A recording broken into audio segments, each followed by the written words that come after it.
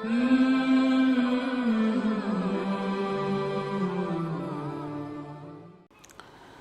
اللہ والصلاة والسلام علی رسول اللہ وبعد. محترم بھائیوں اور بہنوں، السلام علیکم ورحمۃ اللہ وبرکاتہ. دعوت ہماری ذمہ داری اور ہماری پہچان ہے، اور اسی میں ہماری نجات بھی ہے.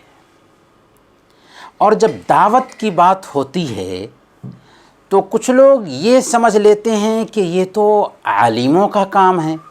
یاد رکھیں، دعوت کا مطلب صرف یہ نہیں ہے کہ آپ لیکچر دیں، درس دیں، خطبہ دیں.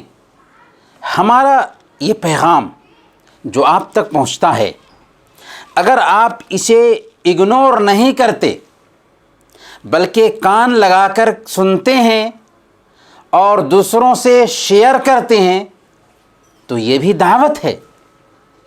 سنیے، ہمارے آقا کا یہ فرمان ہے، بلغوا انی ولو آیا، میری طرف سے پہنچاؤ اگرچہ ایک آیت ہی صحیح. ایک آتھینٹک میسج جو آپ تک پہنچا، اسے آپ نے الگ الگ گروپس میں شیئر کیا. جتنے لوگ اسے دیکھیں گے، سنیں گے، پڑھیں گے اور اس پر عمل کریں گے، اسی کے حساب سے آپ کے ثواب میں اضافہ ہوتا جائے گا. لیکن میسج آتھینٹک ہونا چاہیے، کتاب و سنت پر مبنی میسج ہونا چاہیے. صحیح مسلم کی روایت ہے، اللہ کے رسول صلی اللہ علیہ وسلم نے ارشاد فرمایا، من دل علی خیر فلہ مثل اجر فاعلہ. جس نے بھلائی کی طرف رہنمائی کی، اسے کرنے والے کے جیسے ثواب ملتا ہے. کیا مطلب؟ مطلب یہ کہ آپ کے شیئر سے 10 آدمی نے کوئی نیک کام کیا، 10 لوگوں کو جو نیکیاں ملیں گی، ان سب کی نیکیوں میں آپ برابر کے شریک رہیں گے. جتنی نیکیاں ان کو ملیں گی اتنی ہی نیکیاں آپ کو ملیں گی، بلکہ آپ کو تو 10 آدمیوں کے برابر نیکیاں ملیں گی. کیوں؟ اس لیے کہ 10 آدمیوں نے اس پر عمل کیا. حالانکہ ہو سکتا ہے کہ آپ اپنے گھر میں بیٹھے ہوں، ہو سکتا ہے کہ آپ اپنے گھر میں آرام کر رہے ہوں، ہو سکتا ہے کہ آپ اپنے کسی دنیاوی کام میں لگے ہوئے ہوں، لیکن نیکیاں آپ کو ملتی رہیں گی. سبحان اللہ، کتنا اجر و ثواب ہے دین کی آتھینٹک باتیں شیئر کرنے کا. محترم ناظرین، ہمیں خوشی ہے کہ ہمیں آپ کے جیسے ناظرین ملے. شہد کی مکھی ہمیشہ اچھی خوشبو رکھنے والے درختوں کی تلاش میں لگی رہتی ہے تاکہ وہ بہترین اور ذائقہ دار شہد بنائے.